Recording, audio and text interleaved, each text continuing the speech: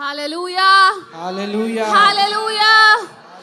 In the book of Numbers, మనం numbers book చూసుకున్నట్లయితే ఎప్పుడైతే ఇజ్రాయెల్ ప్రజలు ఐగుప్తు దేశంలోంచి బయటకు వచ్చి అరణ్యములో ఉంటారో ఈ ప్రజలంతా మోషే దగ్గరికి వెళ్ళి కంప్లైంట్ చేస్తారంట. ఏంటి మేము వెజిటేరియన్ తినడానిక మీరు నన్ను ఐగుప్తు దేశంలోంచి బయటకు తెచ్చారు, మాకు మాంసం తినాలనుంది, మాకు మాంసం పెట్టండి అని అంటున్నారంట. అయితే మోషే చాలా బాధతో దేవుని దగ్గరికి వెళ్ళాడంట. ప్రభు, ఇక్కడ చూస్తేనేమో 6 లక్షల మంది ఉన్నారు తండ్రి, మన మనుషులందరూ కలిసి కూడా మనకున్న గొర్రెలను చంపి వాళ్ళకు పెట్టినా సరిపోదు తండ్రి, ఏం చేయాలి అని మోషే ఎప్పుడైతే దేవునితో మాట్లాడతాడో దేవుడు మోషేకు ఒక బ్యూటిఫుల్ ఆన్సర్ ఇస్తాడు. ఏంటి అంటే, మోషే నా చెయ్యి కురచ కాలేదు అని అంటాడు, నా చేతికి ఉన్న బలాన్ని నేను కోల్పోలేదు అని అంటాడు. కేవలం 6 లక్షల మందికి కాదు కదా, నేను ఇంకా ఎంత మంది కన్నా పెట్టే ఒక శక్తి నా చేతిలో ఉంది అని దేవుడు అంటున్నాడు. And today I want to tell you, చాలాసార్లు మనం దేవుడి మందిరానికి ఏ రీతికి వస్తాం తెలుసా అండి? అయ్యో, దేవుడు ఈ కార్యము నా జీవితంలో చేయడం చాలా పెద్ద కార్యం ఏమో అని మనం అనుకుంటాము. But I'm here to declare and decree, me situations కంటే గొప్ప హస్తము నా దేవుని హస్తమై ఉంది. మీ సిచ్యువేషన్ ని ఓవర్కమ్ కాలేని ఎటువంటి ప్రాబ్లం కూడా నా దేవుడు జయించలేదు అని వాక్యంలో ఉంది. So today I want to tell you, నీ కష్టము ఎంత పెద్దగున్నా, నీ నష్టము ఎంత పెద్దగున్నా, దేవుడు ఈ కార్యము చేయలేదేమో అని మీకు అనిపిస్తుందేమో, కానీ దేవుడు ఈ రోజు మీతో ఏమంటున్నాడంటే, నా చెయ్యి కురచ కాలేదు అని అంటున్నాడు. నువ్వు అడిగిన దానికంటే, ఊహించిన దానికంటే అత్యధికముగా ఇచ్చేవాడిని నేను అయి ఉన్నాను అని అంటున్నాడు. నీ ఆలోచనలు కూడా సరిపోవంట దేవుడు నీ జీవితంలో చేయబోతున్న కార్యములు. And today I want you to receive that by giving a thank offering to Jesus. దేవుడు మీ జీవితంలో కొన్ని కార్యములు చేయబోతున్నాడు అని అందరము బిగ్గరగా మన చేతులు చప్పట్లు కొట్టి ఆయనకు వందనాలు తెలియచేద్దామా? He is a good father, he is a good good good father. Come on, come on, I think we can do much better than that. Come on. Hallelujah. You all can be seated in the presence of the Lord.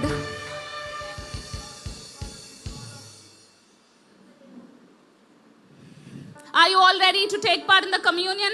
నా కోసం ప్రార్థన చేయండి. ఇనిషియల్గా మనం church start చేసినప్పుడు నేను కంప్లీట్గా ఇంగ్లీష్లో వాక్యం చెప్పేదాన్ని. సో సడన్గా పాస్టర్ గారు లేదు, తెలుగులో వాక్యం చెప్పాలి అన్నారు. సో నేను చాలా ట్రైనింగ్ చేసి తెలుగులో వాక్యం చెప్పడం నేర్చుకున్నాను. కరెక్ట్, నేను తెలుగులో బాగా వాక్యం చెప్తున్నానేమో అని అనుకునేసరికి మళ్ళీ ఇంగ్లీష్లో వాక్యం చెప్పమన్నారు.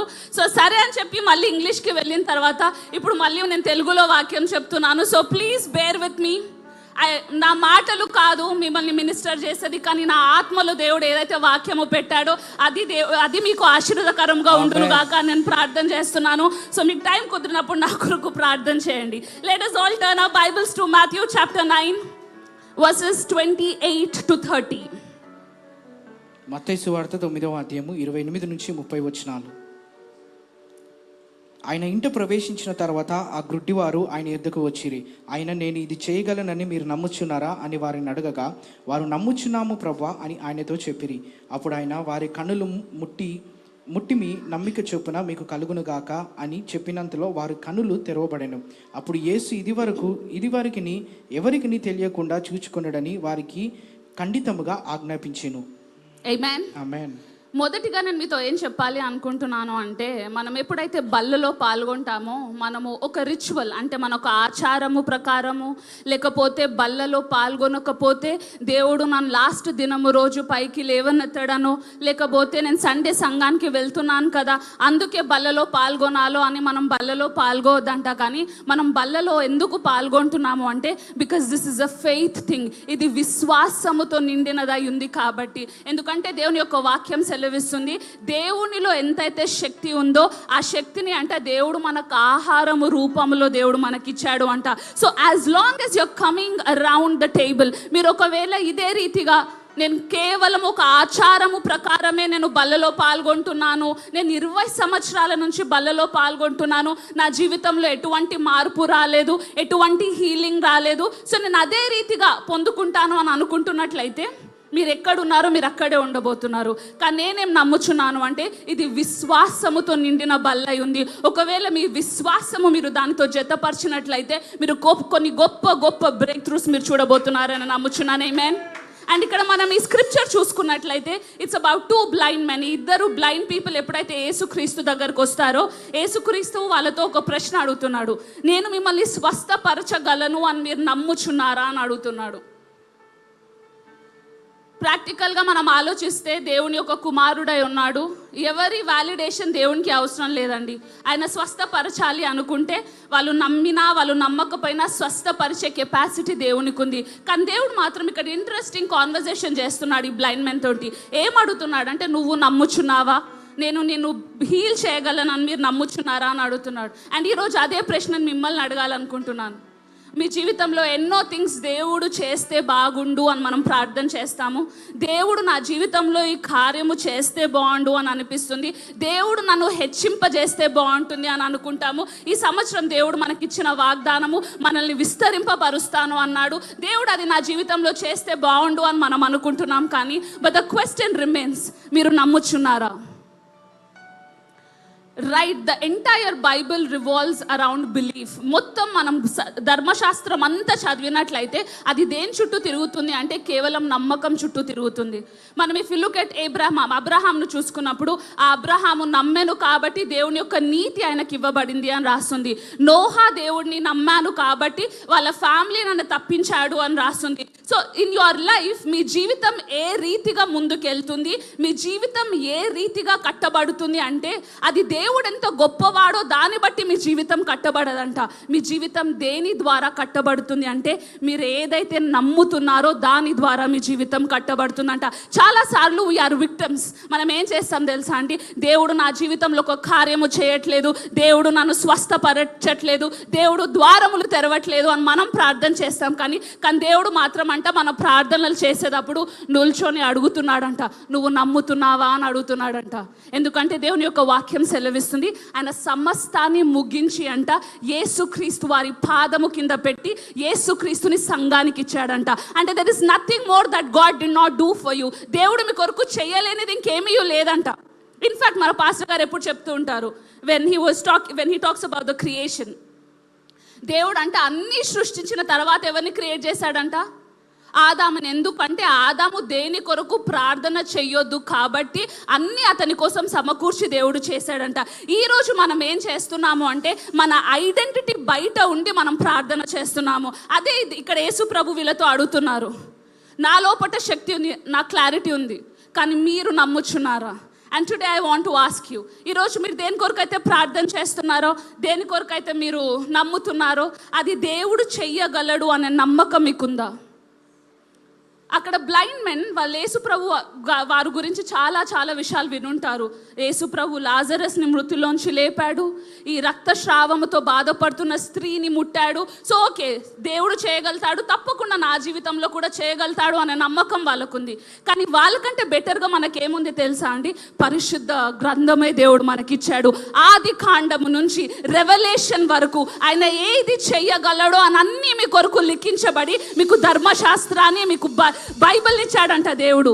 ఎందుకు మీకు ఇచ్చాడు అంటే ఎవ్రీ టైం మీరు కొరతలో ఉన్నప్పుడు మీరు ఎప్పుడైతే ఆ బైబిల్ని తెరుస్తారో దేవుడు ఏమంటున్నాడంటే నేను అక్కడ చేసిన వాడినైతే నీ జీవితంలో నేను చేయగలను అని అంటున్నాడు.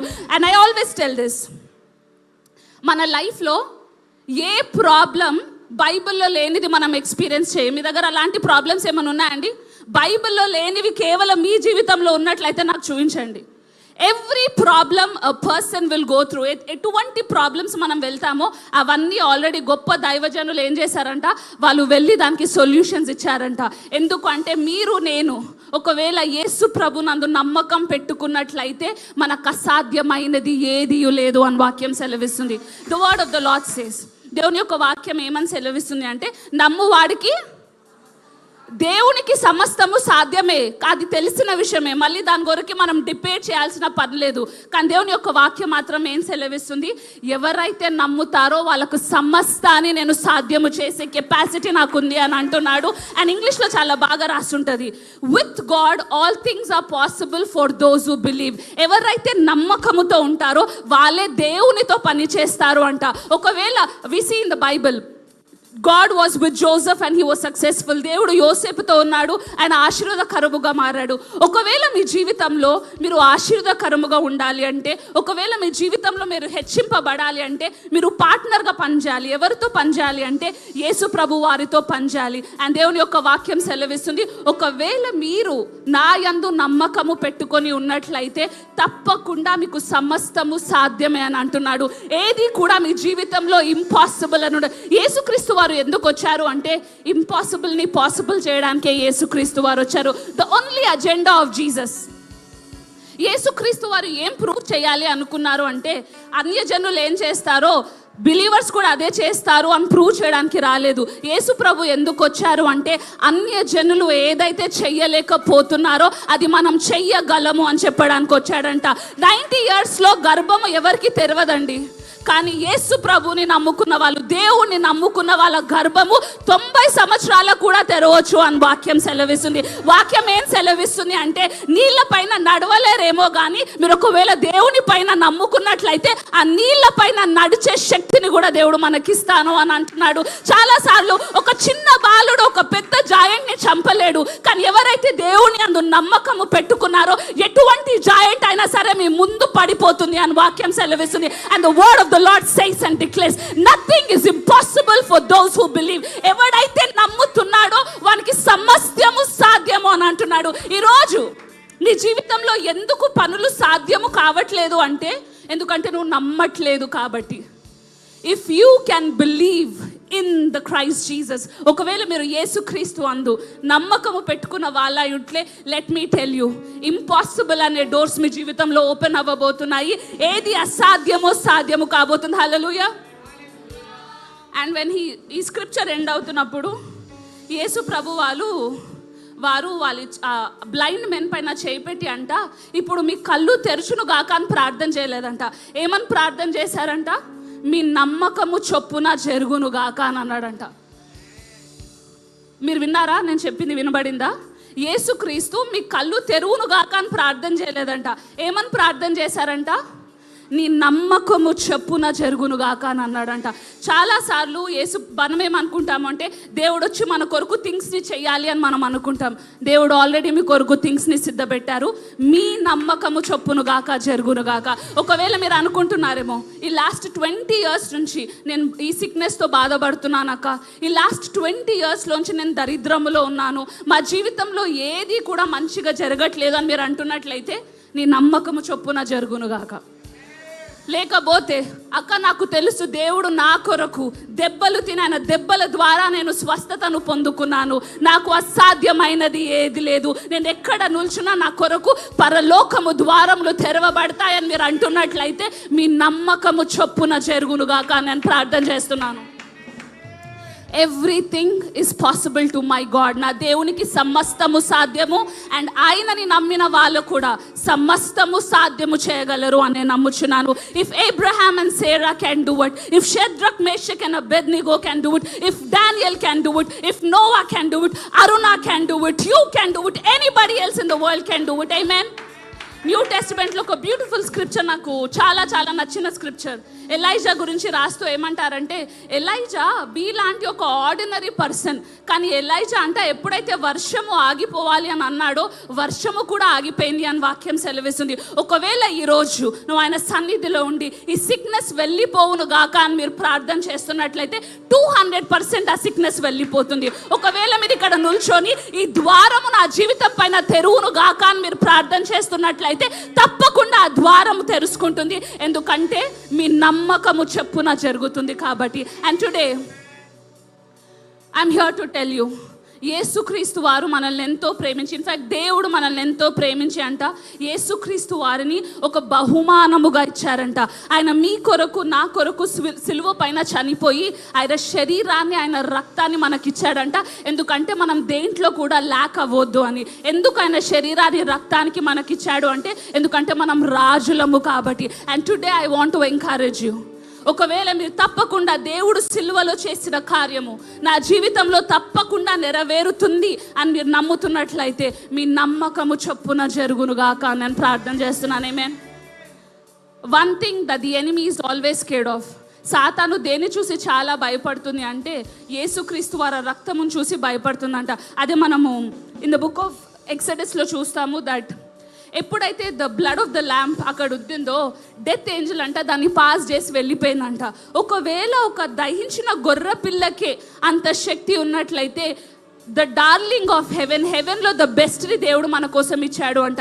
ఆయన రక్తాన్ని మీ పైన మీరు ప్రోక్షిస్తుండగా imagine what can leave your body, imagine how better you can be with your life. ఒకవేళ గొర్రె పిల్ల రక్తమే మరణా నుంచి తంపించినట్లయితే ఈరోజు యేసుక్రీస్తు వారి రక్తము మనల్ని ఇంకా హెచ్చింపజేస్తుంది అని నమ్ముచున్నాను. యేసుక్రీస్తు వారి రక్తం మన డిఎన్ఏని మార్చివేస్తుంది అని నమ్ముచున్నాను. యేసుక్రీస్తు వారి రక్తం ఇంపాసిబుల్ని పాసిబుల్ చేస్తుంది అని నమ్ముతున్నాను. యేసుక్రీస్తు వారి రక్తము మనల్ని విశ్వాసము అనే తరములోకి నడుచుకొని తీసుకొని వెళ్తుంది అని నమ్ముచున్నాను. ఆమేన్.